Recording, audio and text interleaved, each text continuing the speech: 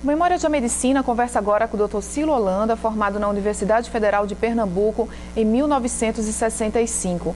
Bem-vindo, Dr. Cilo. Muito obrigado pelo convite. É sempre uma satisfação retornar aqui ao Conselho de Medicina e estou à disposição para as perguntas e indagações que você deseja fazer. Dr. Cilo, o que levou o senhor a escolher a medicina? Olha, foi já desde o curso, na época nosso, secundário, né? Que inclusive tinha um irmão médico também, eu acho que isso talvez tenha influenciado um pouco. Mas foi uma expectativa assim, até de poder ajudar o semelhante. Eu acho que o médico tem até esse papel assim de estar se doando, estar participando e às vezes até se envolvendo com o sofrimento das pessoas. Então eu acho que esse aspecto possa ter sido um elemento. Eu sempre procurei ser solidário com as pessoas, com aqueles que me são próximos, com aqueles que são semelhantes, o nosso semelhante. Eu sempre costumo dizer que não sou médico, eu sou pediatra. Isso também é outro aspecto que eu sempre dou ênfase.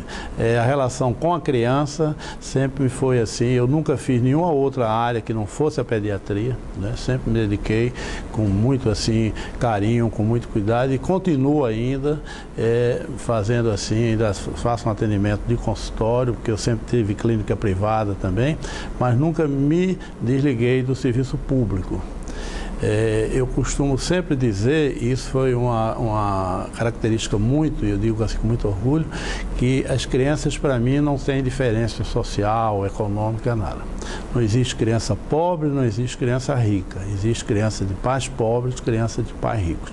E essa mesma dedicação, esse mesmo cuidado que eu tenho em consultório, eu continuo tendo ainda no Hospital das Clínicas. Tive na época em que trabalhei no Barão de Lucena, porque eu sempre estive ligado ao serviço público. Foram 47 anos de atenção no serviço público. O senhor atuou durante bastante tempo no serviço público, foram 47 anos. Foi uma opção? Foi uma opção, porque eu acho que na minha formação também, eu ainda fui de uma época em que a formação do médico, ele estava muito voltado para as pessoas carentes. Era o tempo do indigente, que com o evoluir da sociedade, essa figura foi excluída totalmente, mas a minha formação médica, o curso médico, a gente estava muito voltado para as pessoas carentes. A maioria das pessoas vinham do interior em busca de um atendimento profissional. Então eu acho que isso que era ali onde a gente poderia justamente exercitar a medicina e ter uma formação mais assim ligada ao bem-estar das pessoas. Então eu acho que foi uma opção. Eu nunca tive nenhum interesse assim de, vamos dizer, ser empresário médico, que eu acho que é uma opção correta, decente, mas nunca não me sensibilizou para isso. Eu sempre procurei estar mais ligado ao serviço público. Trabalhei, como já falei, no Barão Lucena durante 27 anos e mais 20 anos na Universidade Federal de Pernambuco. O senhor trabalhou também durante bastante tempo no Hospital Barão de Lucena e nesse período o senhor implantou o serviço de perinatologia, que é uma equipe bastante semelhante ao que a gente tem hoje na obstetrícia. Como é que o senhor vê a importância desse trabalho? Olha, eu acho que não fui eu que implantei como iniciativa. Eu participei desse trabalho que se desenvolveu a partir de 1967 e que teve um sucesso muito grande e que criou, a nível da sua evoluir,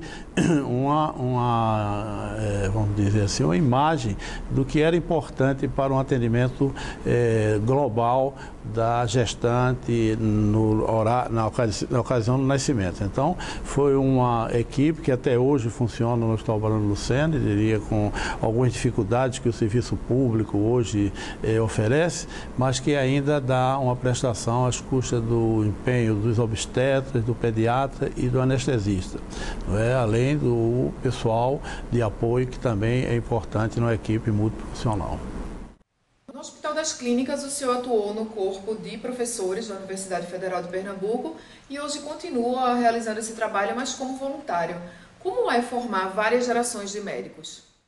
Olha, é uma satisfação muito grande. Eu sempre digo, quando a gente se encontra nos mais diversos locais da cidade e nos mais diversos momentos, a gente revê um colega mais jovem que foi o nosso aluno, que teve, que nós tivemos a satisfação e o prazer de orientá-lo com alguns conhecimentos, principalmente os conhecimentos práticos, que eu acho que é muito importante na medicina.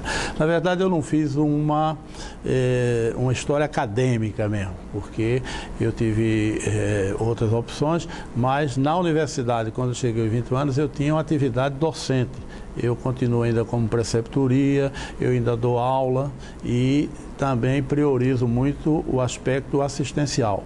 Como eu lhe falei, as crianças que eu atendo, que atendia no Hospital Barão de Lucena e que ainda continuo atendendo, porque mesmo tendo sido caído na compulsória, no serviço público, eu continuo indo 2 vezes ao Hospital das Clínicas, onde eu tenho um ambulatório de atendimento e faço nessas ocasiões preceptoria. A gente tem estudantes, tem já pós-graduação, os residentes, e isso dá a gente cada dia mais uma satisfação e uma motivação de trabalho e de exercício profissional. O senhor também atuou como presidente do CREMEP de 91 a 96. Gostaria que o senhor falasse um pouco sobre como foi a sua gestão, o que é que o senhor tem de melhores recordações daqui do Conselho.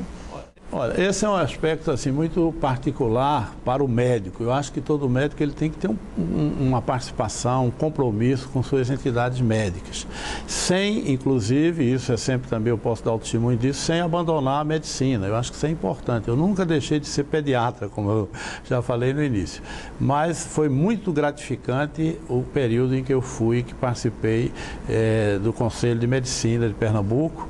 Eu entrei em 78 e fui conselheiro de 78 a 98, foram 20 anos de conselheiro. E nesse período eu exerci durante 9 anos os cargos de diretoria. Eu fui 4 anos secretário-geral e mais 5 anos de presidente. Para mim foi uma satisfação muito grande, foi um aprendizado enorme, porque inclusive esse aspecto do colegiado, eu acho que quando nós trabalhamos em conjunto, quando nós temos a oportunidade de conviver com colegas, muitos deles, a maioria, às vezes talvez, muito mais capacitados, aquilo é um enriquecimento a cada dia para quem de um colegiado desse participa.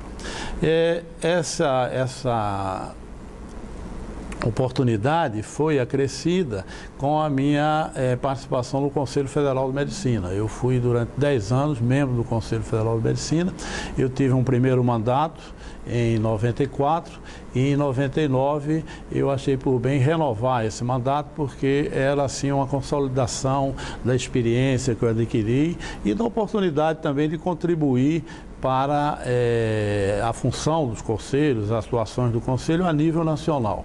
E para mim foi muito gratificante.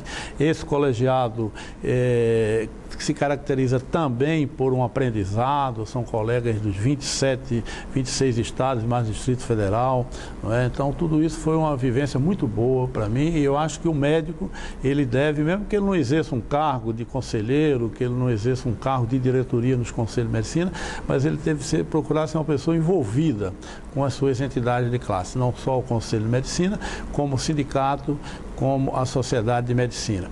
Eu também tive a oportunidade, como presidente do Conselho, de procurar sempre me relacionar bem com as entidades médicas. Acho que hoje existe uma aproximação até maior, mas na minha época nós já nos preocupávamos também em termos ações conjuntas, porque isso fortalecia cada vez mais a ação das entidades médicas.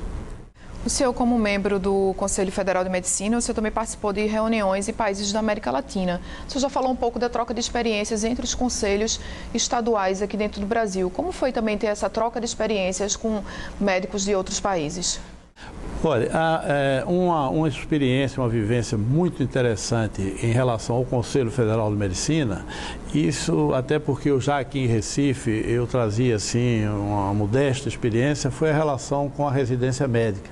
E aí a gente retorna para o meu compromisso com a formação do médico já recém-formado no seu curso de especialização, de aperfeiçoamento. Então eu fui durante os 10 anos que eu fui membro do Conselho Federal de Medicina, eu fui representante do Conselho Federal de Medicina na Comissão Nacional de Residência Médica, que é um órgão ligado ao MEC, mas independente, e que norteia ou que normatiza a residência médica no país. Então isso me deu uma experiência muito grande. E aí me deu a oportunidade de eu viajar. Eu fui à Bolívia para ver como funcionava o serviço de formação médica na Bolívia. Estive no Chile também, estive na Argentina.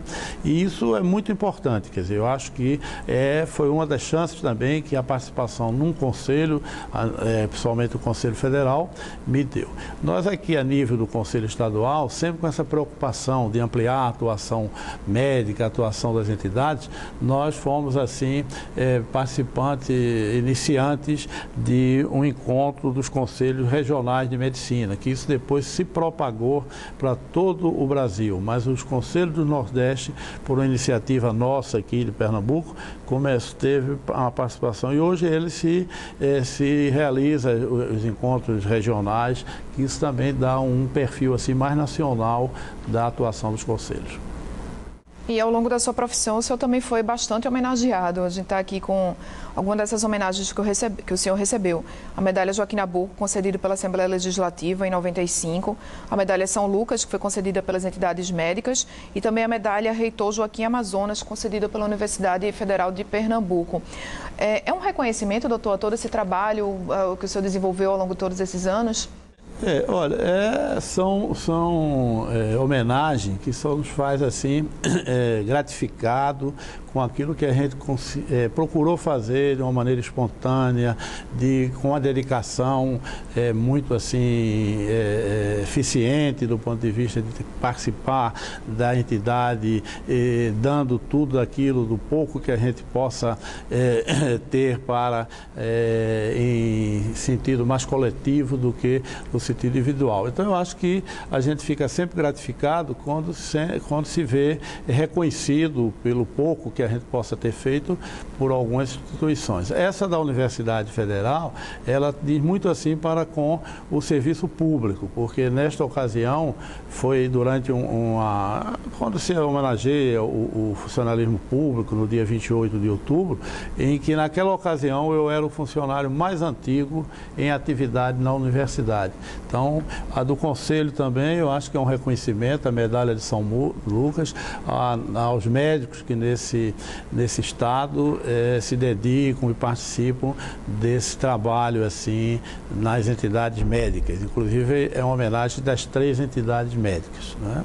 A da Joaquim Nabuco, essa tem um aspecto assim mais político do ponto de vista do reconhecimento do compromisso que a gente procurou desenvolver do ponto de vista profissional, mas do ponto de vista político, das reivindicações que nós, a nível de direções que exercemos, procuramos sempre buscar um bem-estar para a saúde nesse estado, para a formação do médico. Gostaria que o senhor falasse das suas principais recordações, se é que o senhor tem uma que seja mais especial ao longo de toda essa carreira que o senhor construiu dentro da medicina, especificamente dentro da pediatria. Olha, as satisfações são inúmeras, né? Eu, como lhe falei, participando dessa primeira equipe aqui perinatal, eu acho que a satisfação de acompanhar uma série de nascimentos, que eu não sei nem numerar quantos, mas isso participar e conviver com o início da vida, né? E dar continuidade através da atividade pediátrica. É por isso que eu sempre reitero, olha, eu não sou médico, eu sou pediatra, é de a gente hoje se encontrar e de hoje a gente atender filhos de uns pacientes nossos. Então, satisfação que eu tenho em termos da profissão é essa, quer dizer, é de poder conviver dia a dia com o trabalho que nós realizamos, com a atenção que nós tivemos com aquelas crianças que vimos nascer e que hoje já são pais dos nossos clientes, tudo isso. Do ponto de vista familiar, eu acho que a profissão deu muita alegria também, mesmo que no início tenha dado muito, vamos dizer, desconforto, eu diria assim. Era comum, por exemplo, em termos de crianças mais jovens, a gente está tudo organizado para um programa de passeio, de passei conjunto com o filho, você teve de interromper naquela ocasião por um compromisso profissional, priorizando o atendimento médico em relação. E os meus filhos sempre foram solidários com essa, minha esposa também. Então, eu acho que é uma atividade que é gratificante mesmo, né?